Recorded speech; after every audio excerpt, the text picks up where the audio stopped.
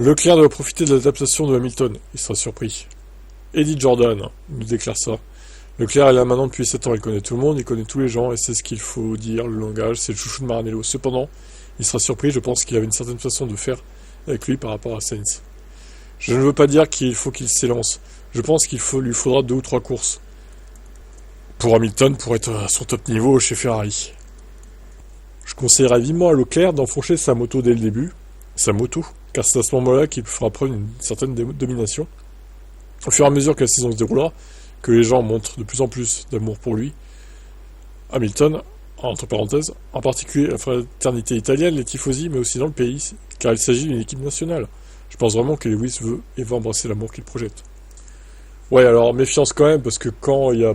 On a vu avec Vettel, hein, quand Vettel ça performe pas, il se fait défoncer... En 2020, il s'est fait défoncer par la presse italienne, alors qu'il avait quand même gagné pas mal de courses avec Ferrari. Donc attention aux tifosi qui peuvent être d'un côté très chaleureux, très dans l'amour, mais derrière, si ça va pas, c'est l'excès inverse en fait, c'est l'effet inverse, et ils te défoncent. Donc méfiance quand même, hein. Ils sont trop dans l'excès en fait, les tifosi, c'est ça que j'ai un peu de mal avec cette ambiance italienne aussi. Quand tout se passe bien, c'est l'amour fou, et quand ça se passe un peu plus mal, et que c'est un peu plus compliqué, ils se font défoncer les pilotes. Même Leclerc, il s'en est pris aussi, hein. Sainz aussi d'ailleurs. Donc bon, j'espère que Hamilton sait ça et qu'il saura gérer la pression de la presse italienne. Ciao. Toto Wolff revient sur le départ d'Hamilton, c'est bien pour nous deux, déclare Toto Wolff. Pas nécessairement le départ d'Hamilton comme un événement négatif pour son équipe. C'était une bonne chose pour nous deux. Comme vous voyez, Lewis, lors de sa première apparition chez Ferrari avec cette photo devant la maison d'Enzo Ferrari, est emblématique. Lewis avec son sens du style, je lui ai dit. En même temps, on s'engage sur une voie différente en essayant de nous inventer avec un jeune pilote, en plus de George, parce qu'il n'est pas assez mentionné. Ah oui, George, on ne le mentionne pas parce que il nous fait pas rêver, hein, on va pas se mentir. Hein. George, niveau charisme, nous avons un pilote senior accompli, qui a gagné des courses, et ce petit nouveau qui arrive. En même temps, Lewis fait quelque chose de son côté, quelque chose de nouveau. Je pense que c'est un rafraîchissement pour nous deux, pour les deux parties. Le directeur de l'équipe ne croit pas que Mercedes souffrira commercialement du départ d'Hamilton. Le récent accord avec Adidas en est la preuve ultime. Il n'y a pas mieux qu'Adidas en termes de marque emblématique dans le domaine du sport. Ça témoigne de la confiance que cette équipe a pour l'avenir. Lorsque j'ai discuté du départ de Lewis et de l'arrivée de Kimi avec le PDG, il m'a dit c'est tellement excitant. Allons-y pour la prochaine génération. Et c'est ce que nous ressentons dans l'équipe. Nous avons une forte vibration avec les partenaires qui sont avec nous et qui veulent venir dans l'équipe. Donc nous ne ressentons aucune gueule de bois. Alors les partenaires ils veulent peut-être venir parce qu'ils se disent peut-être qu'en 2026 justement Mercedes va dominer, donc ils veulent venir avant pour peut-être avoir des accords commerciaux un peu plus bas que pour 2026, voire plus tard. Donc ils viennent au moment où l'équipe est pas ouf et du coup ça leur coûte moins cher de les sponsoriser. Après je sais pas, hein, peut-être que c'est ça ou pas, mais bon. En tout cas, voilà. Chacun fait sa vie de son côté maintenant, et c'est pas plus mal comme ça. Ferrari verse 70 millions de bonus après une année folle. Là. Voilà, le titre est un peu chelou là. 70 millions, là, c'est un peu le salaire de Lewis, ça, non? Ça tombe bien. Le cheval Cabré a vu ses revenus augmenter de près de 12% par rapport à l'année précédente, ce qui se traduit par un chiffre d'affaires de total de plus de 5,5 milliards de livres. Le montant exact que recevront les employés est également révélé. La prime sera répartie sur environ 5000 employés qui recevront chacun un montant brut de 14 400 euros. Sympa. Le PDG de Ferrari a souligné que le succès de l'entreprise n'est pas seulement dû à la vente de voitures de sport de luxe, mais aussi au développement et à l'engagement de son personnel.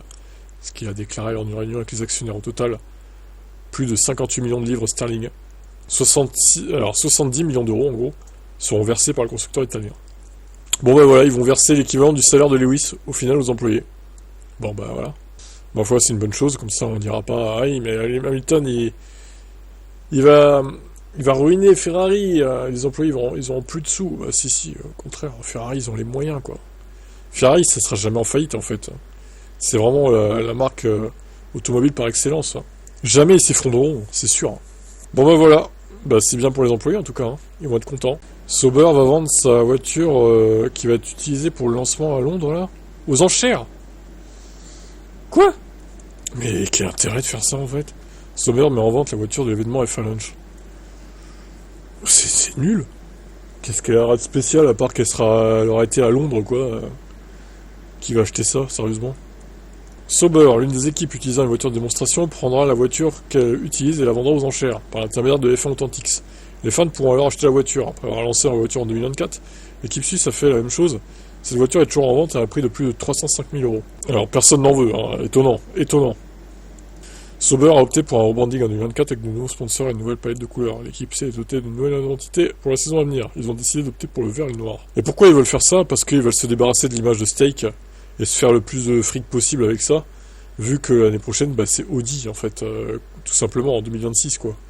Exit Stake, d'ailleurs, je pense pas que ça sera le sponsor va pas être conservé, ça m'étonnerait. Hein. C'est trop problématique, les sites de casino en ligne, et Audi va pas se faire chier avec ça, hein, je pense pas. Hein. Donc, oui, d'ailleurs, ils ont révélé leur combinaison, là, j'avais vu. Ouais, c'est toujours pareil, la livrée sera toujours la même, hein. À mon avis, il n'y aura pas de changement. Donc voilà, ils veulent vendre aux enchères la voiture qui serait utilisée à l'F1 Lunch à Londres. Bon, personne n'achètera, hein, ou pas à ce prix-là en tout cas. Quel est votre avis, vous? Alors, pourquoi Andretti a quitté sa propre équipe? Bizarre. Des explications peut-être? Des Michael Andretti? Ou de Mario d'ailleurs, qui est en photo. La famille Andretti a répondu. Donc, Mario Andretti, on lui demande où en est le projet. Je pense que les annonces seront faites à ce sujet, mais je suis pas en mesure de vous livrer quoi que ce soit. Quelle est la raison du départ de Michael en tant que propriétaire d'équipe? Je pense que vous devrez parler directement à Michael. Beaucoup de choses ne sont pas exactement ce qu'ils semblent être, comme les gens le supposent, parce que aucun commentaire officiel n'a été fait à ce sujet. C'est à venir, c'est pas bon de divulguer quoi que ce soit. Il y a des rumeurs selon lesquelles Cadillac ne voulait plus que Michael soit propriétaire de l'équipe. Est-ce pas vrai? Il faut que eux te le disent.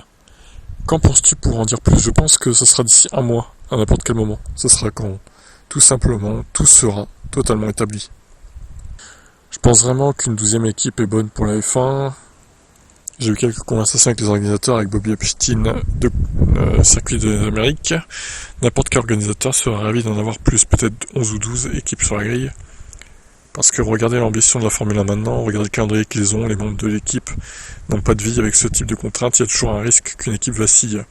Peut-être que tout d'un coup vous n'aurez plus de 10 équipes peut-être. Et pour te rassurer, tu veux voir que la FIA accueille cela parce que ça fait partie du système que 12 équipes soient autorisées et accueillies tant qu'il y a du mérite. On dirait qu'il y en a qui veulent l'être. Nous sommes l'autre équipe qui se bat pour ça, je pense que ça garantit que vous aurez une grille solide à l'avenir. Renault se retira en tant que fournisseur moteur après 2025, laissant la place à Mercedes, Ferrari, Red Bull, etc., Ford, Audi.